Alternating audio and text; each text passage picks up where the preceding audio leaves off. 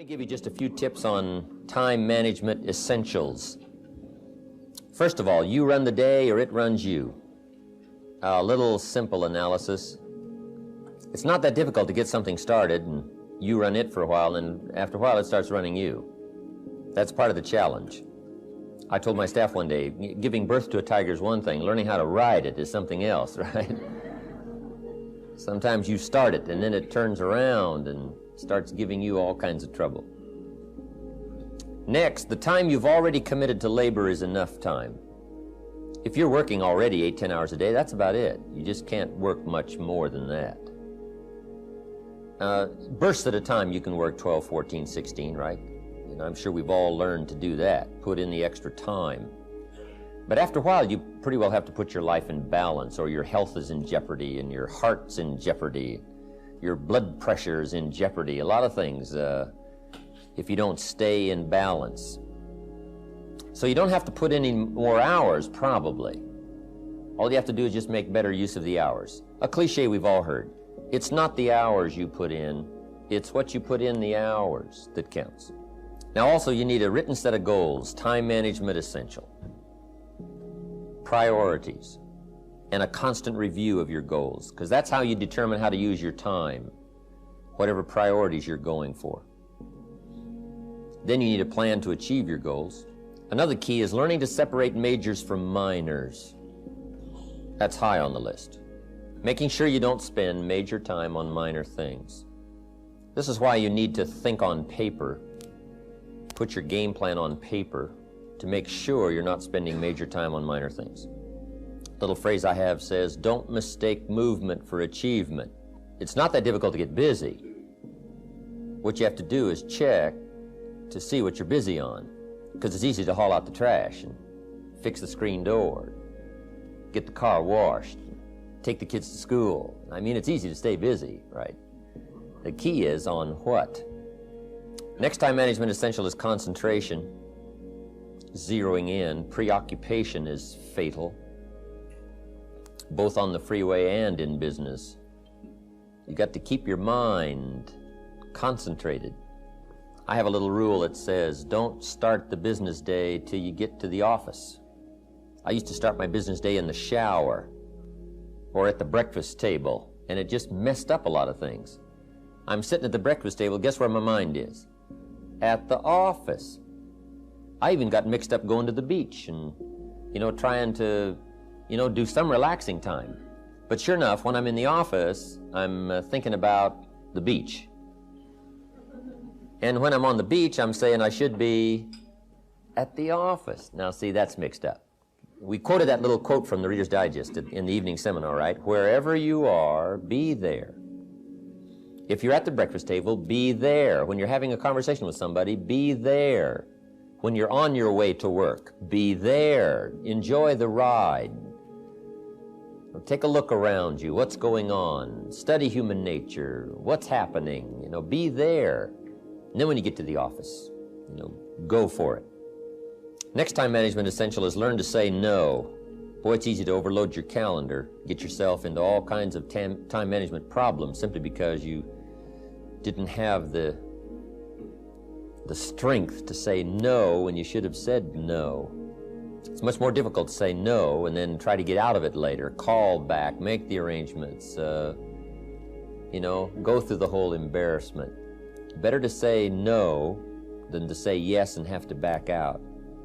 Ron Reynolds has a good phrase that says, don't let your mouth overload your back. The next time management essential is when you work, work, when you play, play. That one I learned the hard way.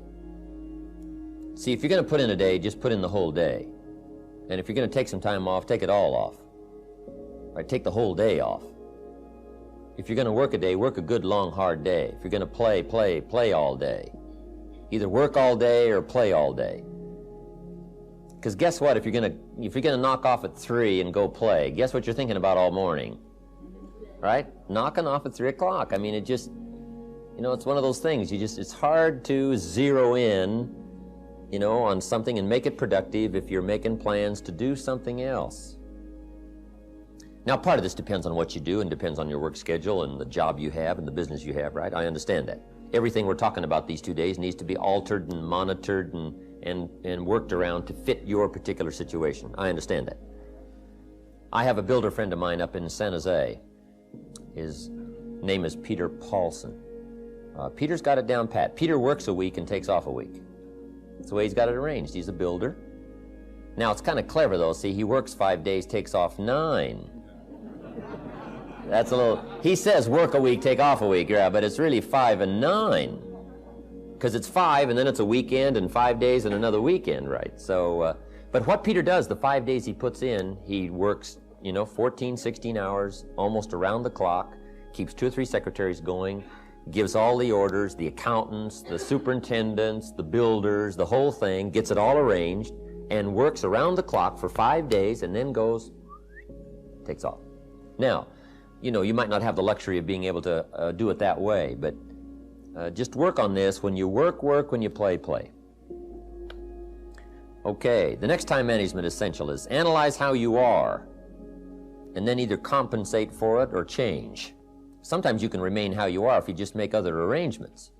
My staff discovered I'm a poor courier. They said, Mr. Rohn, here's a check for Jerry Haynes. You're going to be up north, right, in the next couple of days? I said, yeah, no problem. Give it to me. I'll see that he gets it.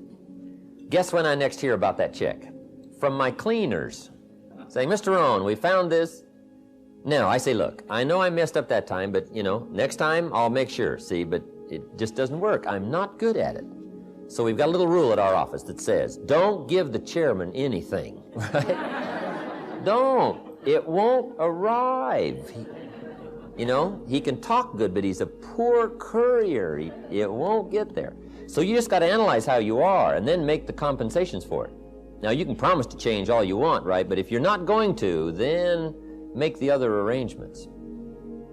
I finally got somebody to help take care of reading financial statements and taking care of a lot of corporate business and matters that I promised I would do myself, but I just never did get it done.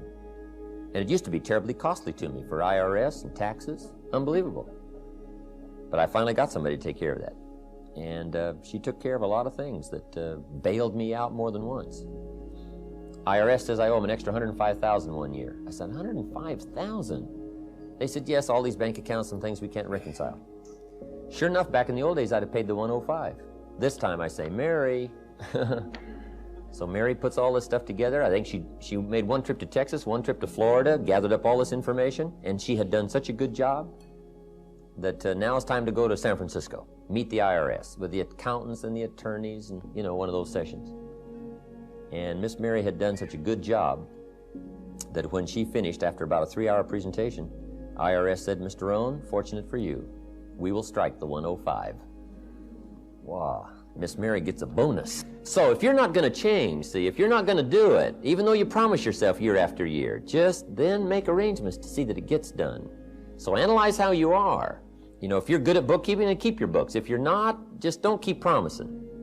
Just drop off all that mess, twice a week or once a month in somebody's lap and say, here, figure this out and I'll pay you to do it. Sometimes for $100 a month or something, $50 a month, somebody will just, calculate a lot of stuff for you. Just save yourself all the grief of promising, and never doing it. So analyze how you are. That's very important. Next, time management essential is have a certain time to solve problems. We found that helpful, especially in the business world. We say problems after 3. Just set them aside. Now, you don't ignore them, but you just set them aside in a certain time frame. All the problem calls, you just call back after 3 o'clock and just go right through them. Now, also, in setting them aside till 3 o'clock, problem comes in at 9 o'clock.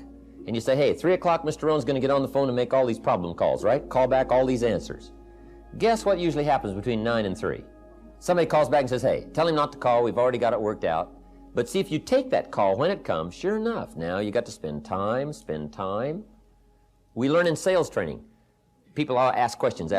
You say, hey, save that till training class. Bring that question to training class. You just learn those time-saving things so you don't have to cover the same things with each person. Next on time management is read all the books. Just get you some ideas on time management from the books. There's books by Bliss, McKay, Lakin. Because that's where you get the answers. Because everybody's got tailor-made situations that need different answers. So just read them all. Some of them's got some kind of weird stuff. Right? If you're weird, do the weird stuff, right? Next time management essential is be more alert. Part of the alertness is not only what's going on, but also be alert to looking at all your present procedures. You may have some old outdated procedures, stuff you've been doing for 5 years and it's taken 10 hours instead of 1. Right? You could put it on a computer or something. You could just, go through, because it's easy to just accumulate a lot of wasted time, wasted motion by not, updating all of your stuff. The old calculators. They got the neat, easy stuff, right? Just go through and make sure you're not bogged down with some old, antiquated stuff that's wasting a lot of time. And then be more alert. Take a look at what's going around you. Say, hey, I've been going from here to there and it's taking too much time. In sales management, we teach, don't go across town until you've gone across the street. Have they heard your story across the street? Guys, I got this hot prospect 40 miles away. It just probably isn't worth the time. It's too far. The span of distance is too long. Just shorten up the span. So be alert as to those kind of time wasters. The last one here is ask questions. When you get ready to talk to somebody, ask some questions. It might save you a great deal of time. Because it's easy to talk to somebody for an hour and then discover you've been on the wrong subject. Right? Or maybe you're talking to the wrong person.